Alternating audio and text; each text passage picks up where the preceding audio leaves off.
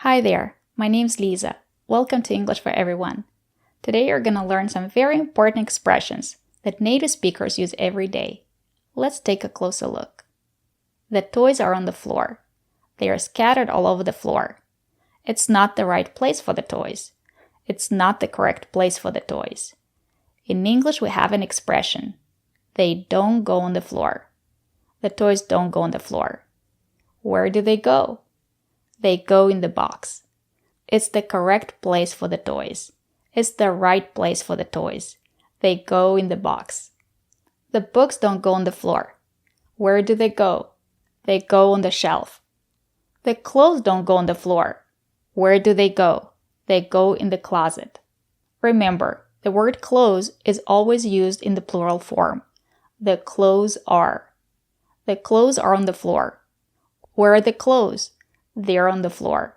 The bike is in the room. It doesn't go in the room. Where does it go? It goes in the garage. Let's practice. Where are the toys? Are they on the floor?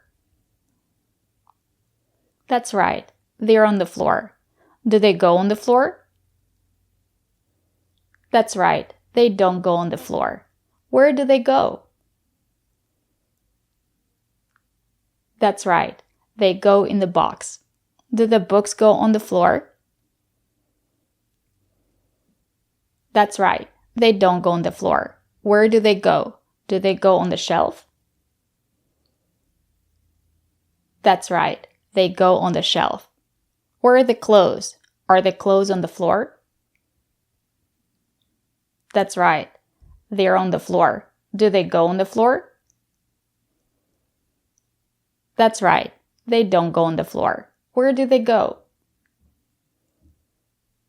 That's right. They go in the closet.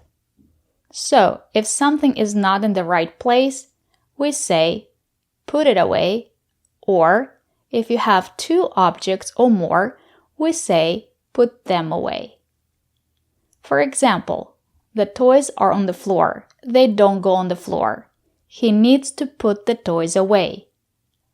Or you can say, he needs to put away the toys. If you have the name of the object, you can put it in the middle of the phrasal verb. He needs to put the toys away. Or you can put it in the end of the sentence. He needs to put away the toys. Both are correct. He needs to put the toys away, or he needs to put away the toys. But if you want to use a pronoun as a substitution, we put it in the middle of the phrasal verb. He needs to put them away. You cannot say he needs to put away them. It's not correct. He needs to put them away. Let's practice. Do the toys go on the floor? That's right. They don't go on the floor. Does he need to put them away? That's right. He needs to put them away. Do the books go on the floor?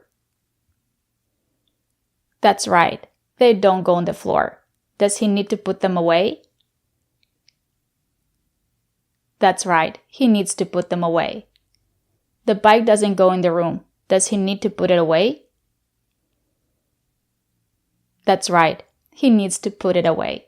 We'll also have another phrasal verb that expresses the same idea. Put up. The toys are on the floor. They don't go on the floor. He needs to put up the toys. Or you can say, he needs to put the toys up. Both are correct. But if you want to use a pronoun as a substitution, we put it in the middle of the phrasal verb. He needs to put them up.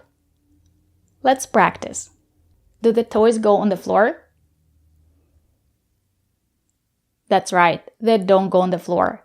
Does he need to put them up?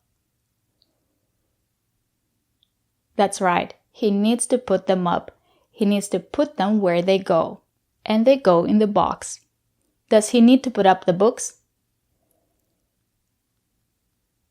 That's right. He needs to put them up. And where do they go? Do they go on the shelf? That's right. They go on the shelf. He needs to put them where they go. And they go on the shelf. Does she need to put up the clothes? That's right. She needs to put up the clothes. And where do they go? That's right. They go in the closet. She needs to put the clothes where they go. The phrasal verb put up has a few meanings.